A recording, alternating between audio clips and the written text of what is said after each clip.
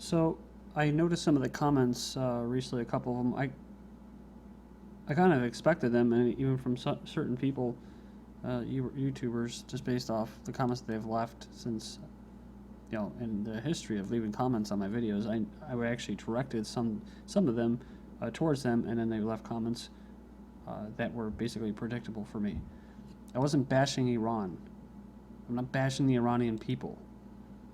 I'm merely talking about the structures of control.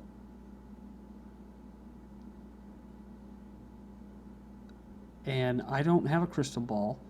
All I do is read these news articles and try to figure out what's going on. Of all the crap, the shit that floats to the top, right? Try to pick it apart, maybe get some kind of theories. I threw them out there. Not really sure how many people actually agree or disagree. I'm not saying that they're completely right. I think there are some things that are correct.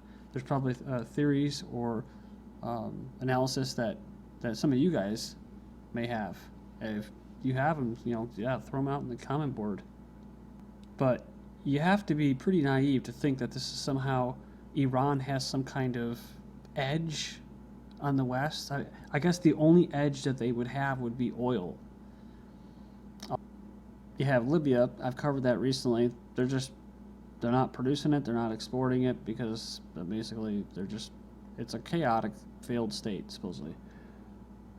I think that's the purpose, but either way, you have that, Iraq, other places not producing oil. You have Saudi Arabia, who's finally, I believe, kicked to the curb because they don't really have anything to offer either, oil.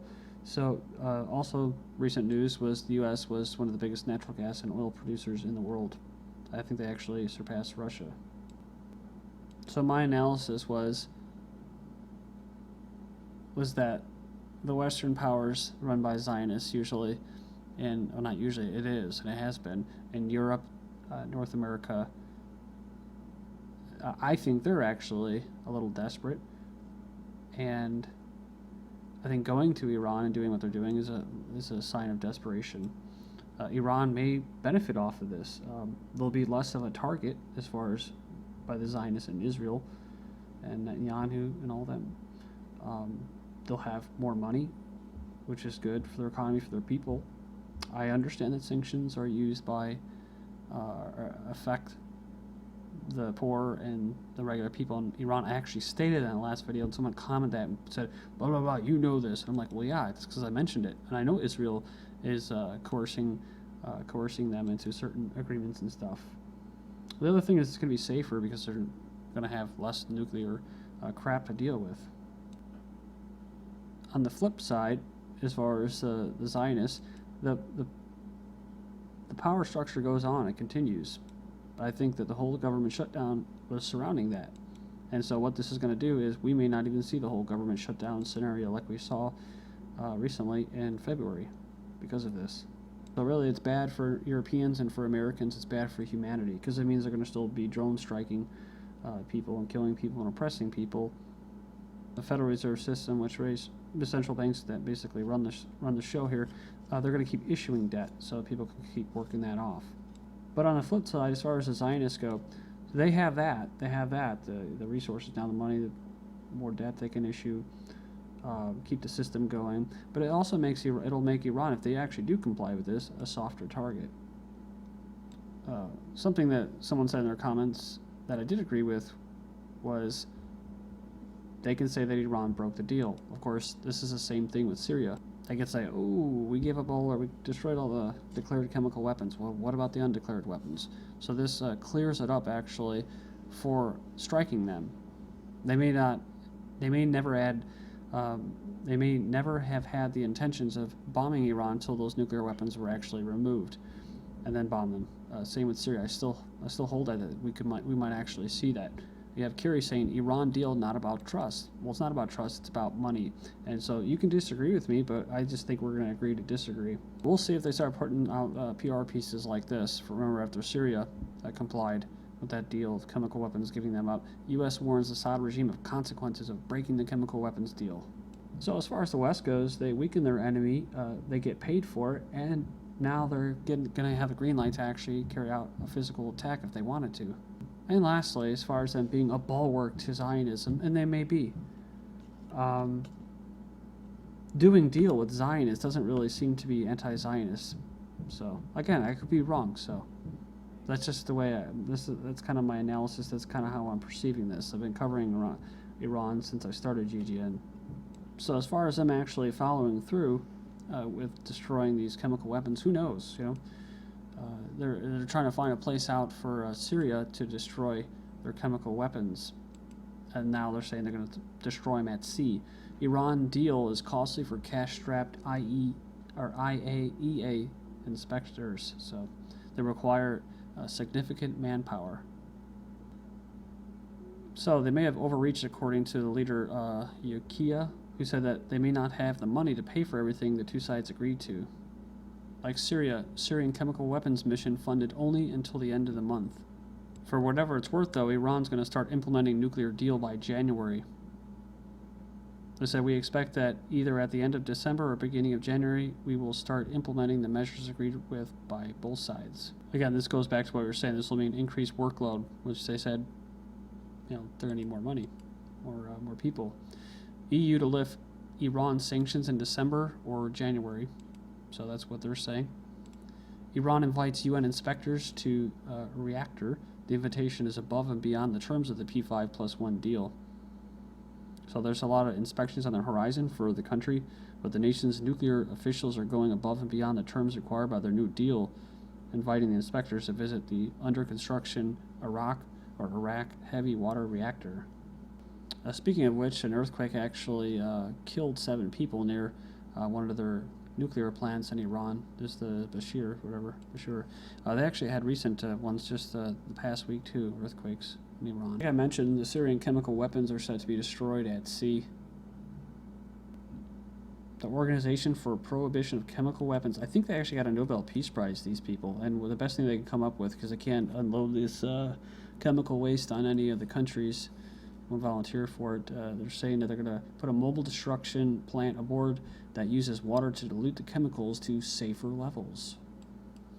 Typhoons spread Fukushima fallout. We'll go back to what we were talking about, just thought I'd include it in here. Typhoons, and this should be pretty obvious, as far as common sense, typhoons that hit Japan each year are helping spread radioactive material from basically a nuclear plant. The soil that's contaminated gets washed away by the high winds and rain, deposited into streams and rivers. A joint study by France basically a study that France showed. Israel and the Kingdom of Saudi Arabia are stunned as Obama makes Iran 7th world power. This is from Depka File. I'm not sure if I really trust them, but maybe they want to give the appearance of this, that they were stunned, they didn't see it coming. So they're saying that John Kerry and Obama secretly agreed to elevate Iran to the status of a 7th world power as a strong inducement for signing the interim nuclear whatever. The thing is there may actually be some truth to this as far as them becoming a more of a regional power, but again, it's like I said, this is being authorized. So for them or to them. A commenter mentioned too, these same commenters about they're fighting the global system and they're a sovereign nation. Well, to me, this shows that they're not anymore. You have to give up your independence, like your defense capabilities, to be part of the global team. Then you're part of the global team. That's just the way I see it. Maybe there were some changes, not to get too much into the conspiracy realm, like I probably have already, but it says maybe the Jews have actually lost some power, the Zionists in the United States. For Obama, Iran talks are also about testing the limits of American Jewish power. So they're saying that the president and his allies are using the issue to drive a wedge between Israel and its U.S. whatever.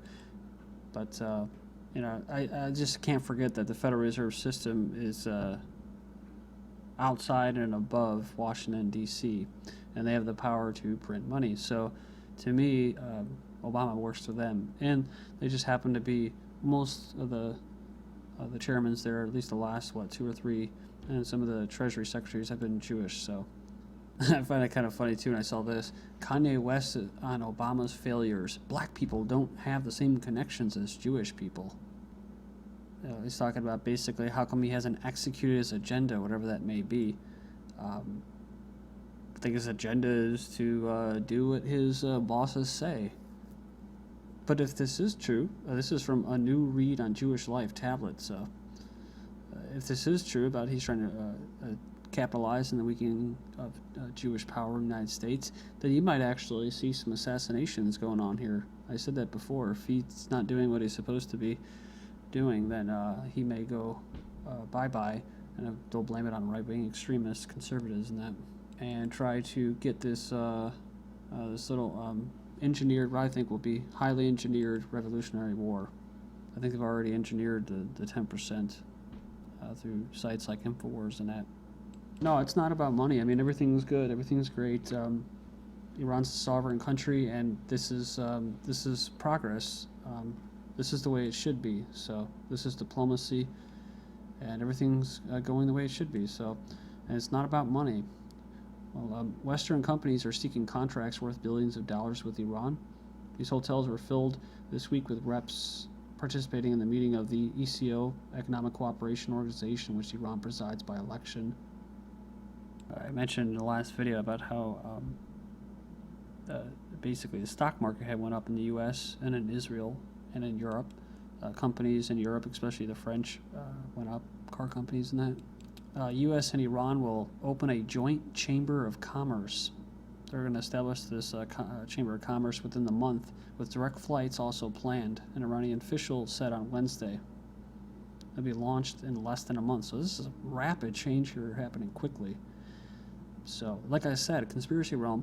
Either the Zionists are losing their pull, their power, and or whoever was running this show, be they human or not, are no longer significant anymore, and there's a kind of a power vacuum going on. So in the end, who knows? Maybe this is about global peace, and these world powers are coming together and trying to avert, a planetary holocaust.